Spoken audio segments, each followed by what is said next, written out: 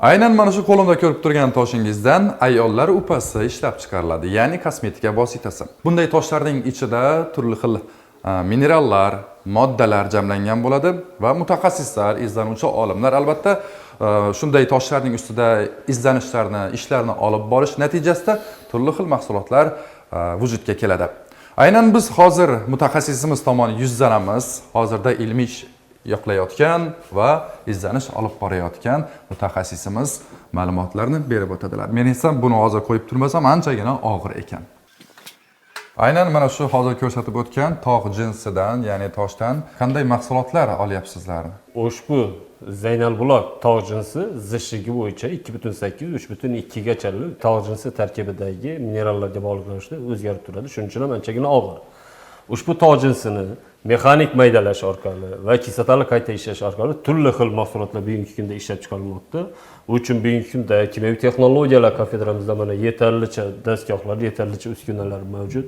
Mana bu jarayonda magniy xlorid, ya'ni defoliant olish jarayoni hamda undan amorf krinezom hamda magniy sulfat o'g'itlarini qayta ishlash jarayonlari mana bu jarayonda ko'rinib turgan bo'lsa, ushbu jarayonlar natijasida doktorantlar va magistrantlar bilan birgalikda turli xil magniy sulfat o'g'it sifatida ishlanadigan texnik magniy sulfat hamda magniy xlorat defoliant sifatida ishlatiladigan qo'shimchalarni kislotali qayta ishlash orqali ajratib olyapmiz. Aynan shular shu tog' jinsini ichidan chiqqan. Ha, albatta, aynan mana shu tog' jinsimiz mexanik ishlov berish jarayoni natijasida maydalanadi, flotatsiyalanadi, elanadi va o'sha flotatsiyalangandan qolgan chiqindini kislotali qayta ishlash orqali xlorid kislota bilan qayta ishlab magniy xlorat defoliantini hamda magniy sulfat o'g'itini ishlab chiqaramiz. Bu odatda qayerda, qaysi sohalarda ishlatiladi?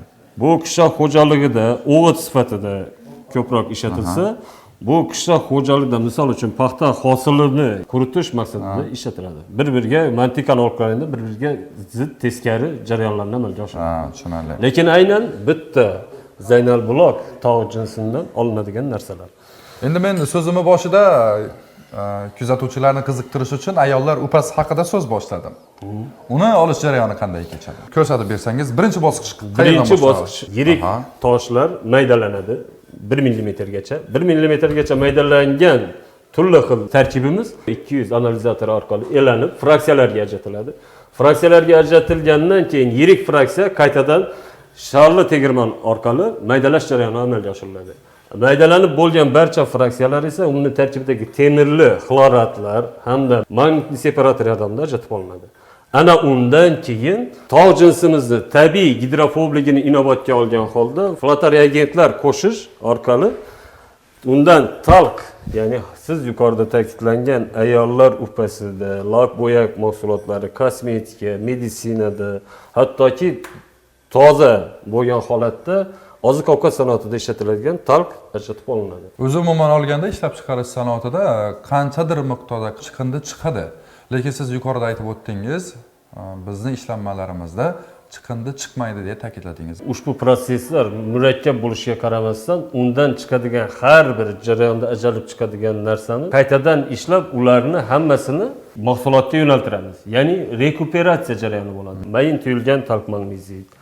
Undan flotatsiya jarayonida cho'kmaga tushish natijasida amorf krineziomi va kimyo sanoati uchun muhim bo'ladigan magnezit bularni endi qaysi sohada ishlatilishini ham aytib o'ting. Xo'p, magnezit misol uchun kimyo sanoati uchun muhim hisoblangan magnezial olovbardosh materiallar ishlab chiqarish uchun ham buni kaustik magnezit olish uchun asosiy xomashyo hisoblanadi. Ya'ni rekuperatsiya qilib turib buni bemalol kaustik magnezit olish uchun yoki magnezial bog'lovchilar olish uchun bemalol ishlatishimiz mumkin bo'ladi. Kimyoviy ishlov berish natijasida esa magniy sulfat o'g'it sifatida va uni qayta ishlab turib, tozalab turib, hattoki meditsinadan foydalanishimiz mumkin bo'ladi.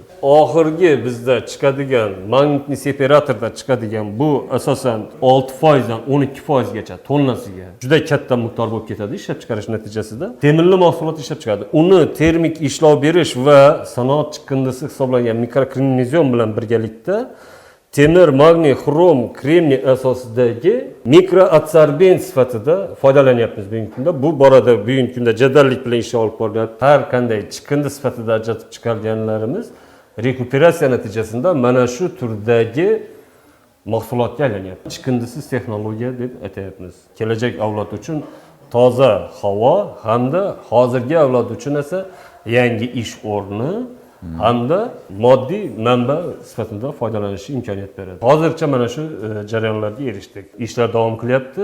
Amaliyotga tatbiq qilish uchun biz texnologiyani ishlab chiqyapmiz desak ham bo'ladi. Mubolag'a bo'lmaydi. Bu juda ham quvonarli. Keling endi shogirdlarni ham fikrlarini eshitsak. Hozirgi paytda ustozlarga izdosh sifatida qanday ishlar olib bormoqdasiz? Zaynal blok koni talq magnezitli xomashyosi asosida magniyli o'g'itlar olish borasida ilmiy tadqiqot ishini amalga oshiryapman. Albatta ustoz ta'kidlaganidek, Zaynal blok koni talq magneziti faqatgina talq va magnezitdan emas, balki tarkibida magnezitdan tashqari boshqa minerallar ham bo'ladi. Albatta amorf gimnazium, temir birikmalar ham mavjud, shuningdek kalsit ham mavjud. Bu esa o'z navbatida qo'shimcha murakkab, mexanik va kimyoviy jarayonlarni talab qiladi.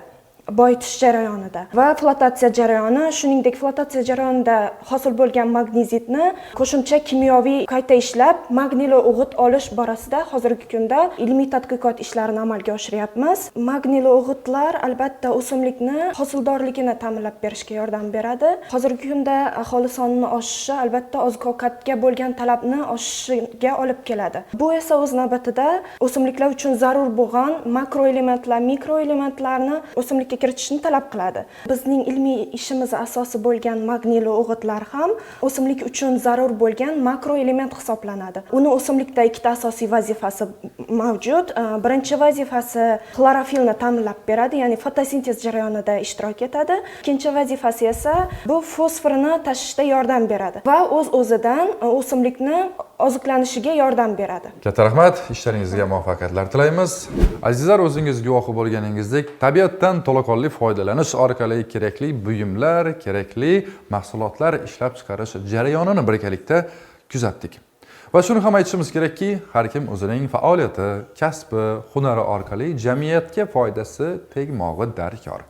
Bunga misol qilib, o'zingiz ko'rganingizdek, olimlarni, izlanuvchi mutaxassislarni misol tariqasida keltirsak bo'ladi.